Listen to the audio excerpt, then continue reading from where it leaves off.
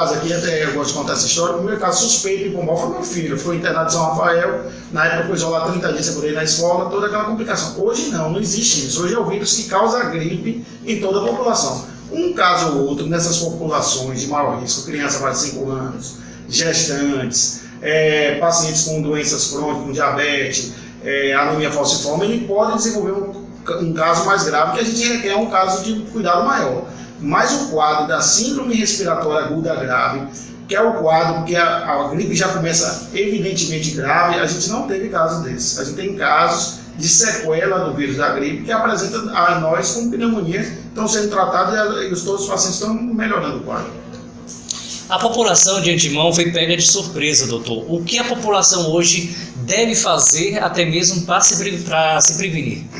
Existem dois tipos de prevenção. Existe a prevenção ativa e a passiva, né? A prevenção que todos nós temos que ter contato é quem está gripado, evitar espirrar em público, lavar as mãos, né? E não estar exposto. A criança que está gripada, o pai, a mãe, evitar levar para a escola, porque é nesse local que dizima os vírus, em ambiente fechado, ambiente frio, e nesse lugar a gente dizima esses vírus.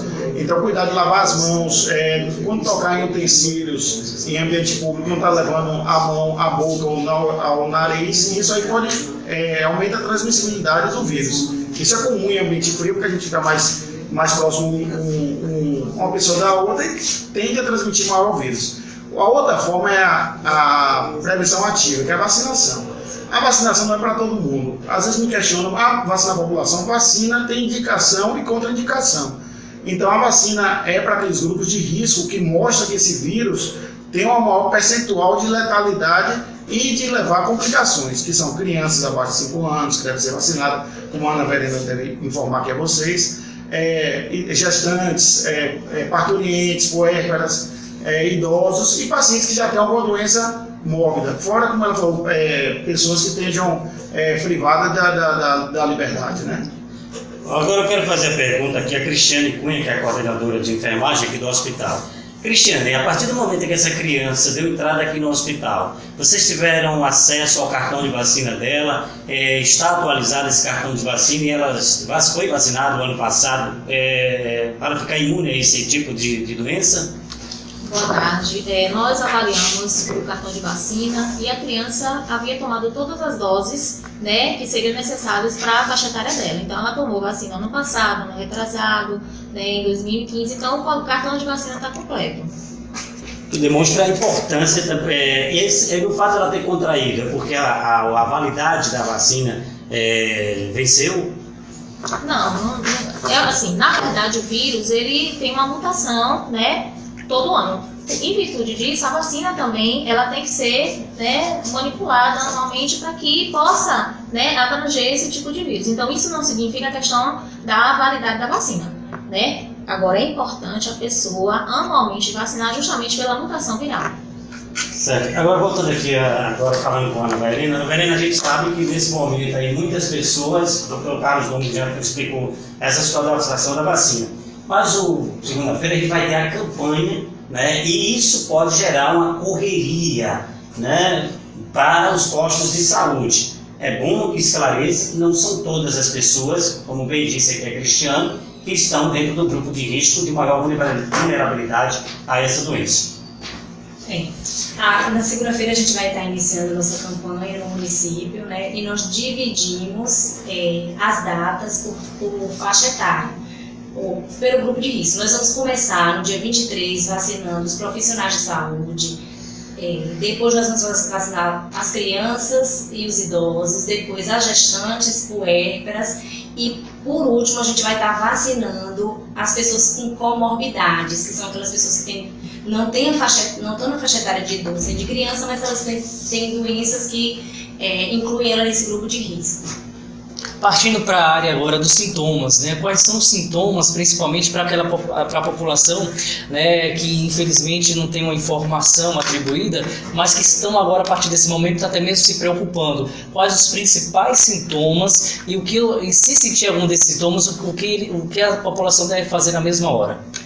Então, como nós estamos falando de gripe, né, então os sintomas são os mesmos de uma gripe, que é febre de início súbito, dor de cabeça, dor no corpo, né, e aí essas pessoas são caracterizadas como gripe. Se evoluir para um desconforto respiratório, que é falta de ar, extremidades, que são os dedos das mãos, dos pés, arroxeadas, que a gente chama de cianótica, né? Dificuldade para respirar, aí pode estar procurando uma unidade de saúde que pode ser que esteja com sintoma de síndrome respiratória aguda grave. Ô, Cristiano, o que é que a unidade hospitalar está fazendo dentro da coordenadoria de enfermagem para essa questão do contágio, né? Existe esse perigo, né? Nesse caso específico aí, ainda existe essa possibilidade em relação até para acalmar pacientes e familiares de pessoas que têm pessoas aqui internadas no hospital. Bom, nesse caso específico não, porque a criança já foi tratada. Porém, como a gente não sabe, né, com relação à questão do vírus, então a preocupação da unidade hospitalar é realmente adotar medidas de precaução que já foram tomadas. Então nós providenciamos uma área para deixar esses pacientes que são sintomáticos respiratórios, entendeu? E trabalhar com a educação continuada mesmo. Então a gente tem pedido apoio dos funcionários com relação à questão da orientação para as medidas de precaução, né? Principalmente lavagem das mãos, que a gente sabe que a mão é o maior transmissor de doenças. Então a gente já está tomando, e além da capacitação que já foi realizada com nossos profissionais enfermeiros. Ô Domini, voltando aqui ao doutor Domini, além desse caso já confirmado, algum paciente que tenha dado entrada aqui nessa unidade está sob suspeita, algum outro exame já foi enviado para confirmar ou não esse caso que veio, diga-se de passagem, do município de Heliópolis? Certo, então assim, o quadro, como eu falei, não existe nenhum paciente internado com síndrome respiratória aguda grave. O que a gente tem são pacientes com pneumonia, abscesso pulmonar e outros quadros relacionados a respiratório. Esses pacientes podem ser sequelados de uma infecção anterior pelo vírus H1N1 ou H3N2. São os vírus comuns que causam a gripe em todas as pessoas. A gente aqui é bom frisar que existe aqui uma grande confusão entre resfriado e gripe. A gripe é causada por esse vírus da influenza e os outros vírus da influenza que eu citei aqui. O resfriado comum é um sintoma menos característico, menos grave. É aquele quadro que a gente tem só o espirro, desconforto nasal, congestão nasal, sem febre, né? Normalmente febre pode dar até em criança pequena, mas o quadro da gripe é um quadro, como a Ana Venena falou, um quadro de tosse, dor muscular, dor de cabeça e febre.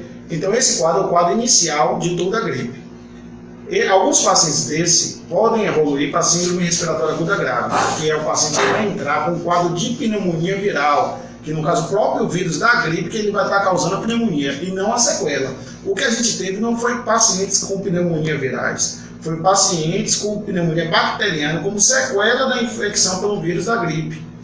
Alguma situação em que o hospital aqui não tenha condição de tratar, a depender da situação em que o paciente chega e que poderia entrar na central de regulação, essa criança, por exemplo, estaria na central de regulação e seria por essa situação ou por outra?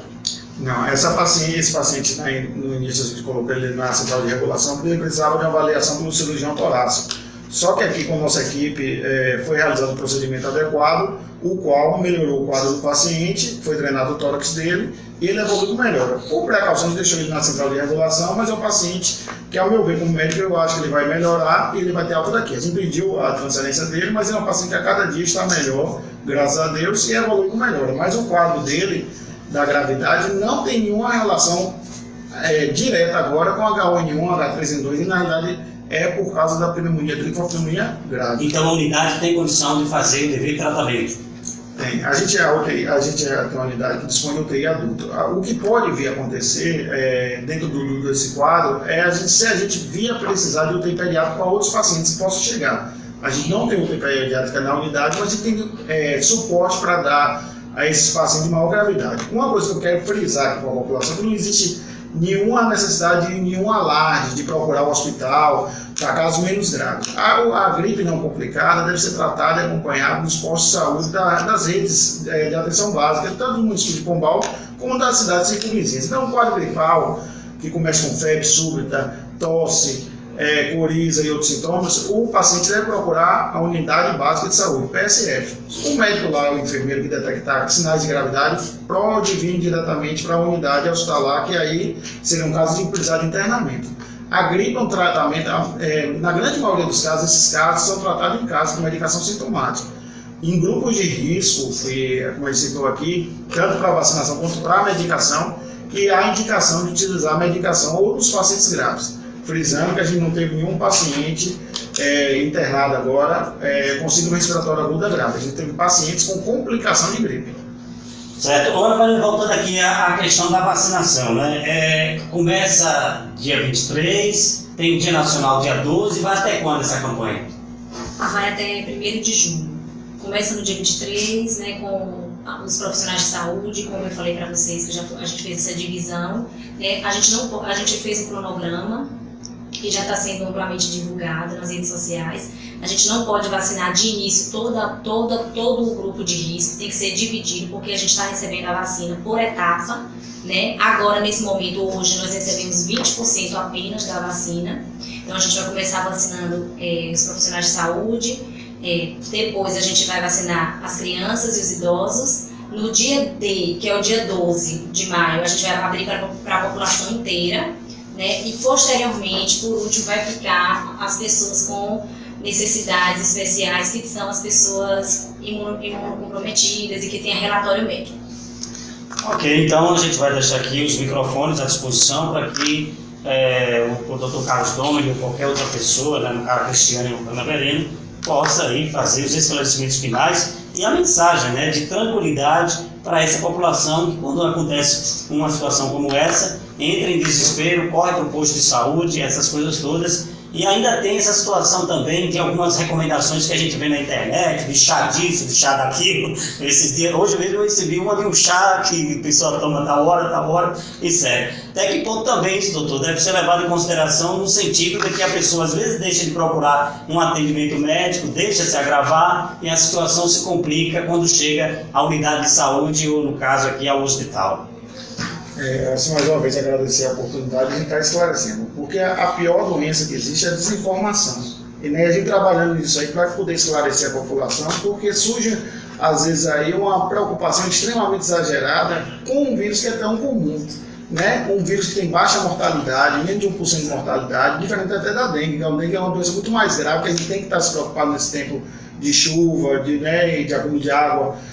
Mas é um vírus que a gente requer esse cuidado e a orientação para a população é extremamente importante para que a população possa saber. Não existe chá, vitamina, suco laranja, limão, acerola, que possa prevenir o vírus. O problema chá de cidreira. Chá de cidreira e tudo mais. Na verdade, o que pode prevenir é essas medidas. Você vai na rua, volta, lava a mão, álcool gel, vai tocar no bebê, numa criança, ter cuidado, não estar beijando pessoa. Isso aí é uma coisa importantíssima, quando você me lembrar, é que às vezes a criança é a principal transmissora dentro do contexto. Você tem uma criança maior que está com síndrome gripal, você não vai deixar beijar no seu bebê que está menor. Nesse momento ele está doente. Então, criança doente com sinais de gripe, né, resfriado, sinais de gripe deve permanecer em casa, afastado da unidade escolar, que é onde existe a maior transmissibilidade desse tipo de vírus. Ou seja, a criança que está numa situação dessa ir para a escola de jeito nenhum, né? Até a escola tem que tomar uma providência em relação a essa situação.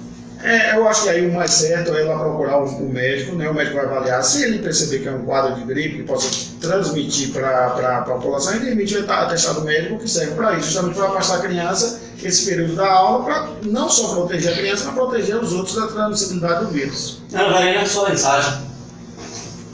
A minha mensagem, como a de Domini, é de acalmar a população.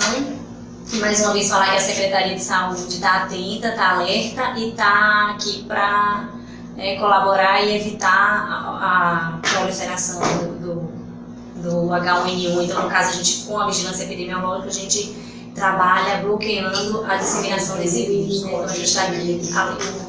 Cristiane? Então, a gente queria só realmente acalmar, né, a população, porque a gente viu que alarmou muito, as pessoas ficaram muito preocupadas. Então, dizer que a população deve sim tomar as medidas de precaução, né, principalmente a higiene das mãos, e se informar. Dúvidas, procurar um profissional de saúde, né, capacitado para estar passando as informações corretas e, né, tentar se tranquilizar.